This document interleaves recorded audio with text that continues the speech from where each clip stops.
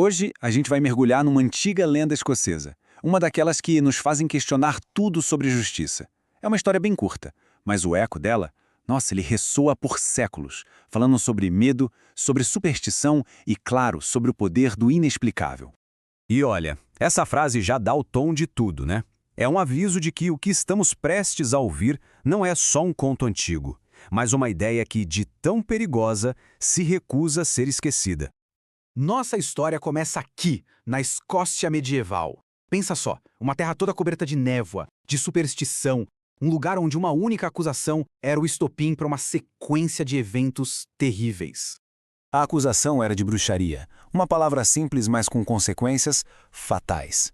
Numa época em que o medo do desconhecido dominava, um simples boato podia selar o destino de uma pessoa, principalmente de uma mulher que ousasse fugir um pouco do padrão. E claro, essa acusação levou a um julgamento. Só que não era um tribunal como a gente conhece hoje, né? Era um julgamento por provação, um método brutal onde o destino ou a suposta vontade divina seria o juiz. Vamos tentar imaginar a cena. A comunidade inteira reunida na beira de um lago gelado, só observando enquanto uma pessoa, amarrada para não conseguir se defender, é simplesmente lançada na água. Aquele silêncio tenso, todo mundo esperando um sinal. E a lógica por trás disso é de arrepiar. Era basicamente uma armadilha sem saída. A crença era que a água, por ser pura, rejeitaria o mal. Então, se ela flutuasse, era porque a água estava expulsando, provando a culpa dela. Agora, se ela afundasse, era inocente. Mas o prêmio pela inocência era morrer afogada. Não tinha como escapar. E aí vem o primeiro veredito. Ela flutuou. Aos olhos daquela multidão não tinha mais dúvida. A culpa estava provada. O lago a rejeitou. O destino dela estava selado. Ou, pelo menos, era o que eles pensavam. Considerada culpada pela água, a sentença era purificação pelo fogo.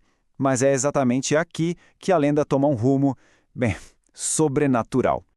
Ela foi arrastada do lago direto para Pira. A multidão, já certa de que a justiça estava sendo feita, se preparou para o ato final.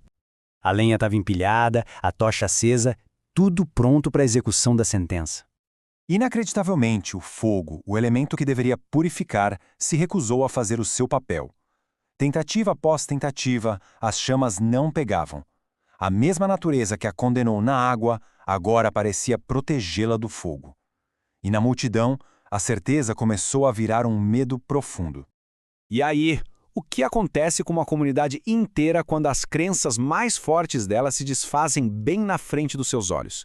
O que vem depois do inexplicável? Eles não a libertaram. Eles fugiram. Fugiram daquilo que não conseguiu entender, de um poder que não dava para julgar nem queimar. Deixaram para trás a vila, a casa dela e a própria história. E é aqui que a lenda se fecha de um jeito arrepiante. A história não termina com a morte dela, mas com uma presença que parece ser eterna. A casa que nunca esfria dá a entender que algo ficou por lá. Um poder, uma memória, ou quem sabe, um rancor que nem o tempo consegue apagar. A fogueira se apagou, os moradores foram embora. Então, no final das contas, a questão que fica é: o que realmente sobrou disso tudo?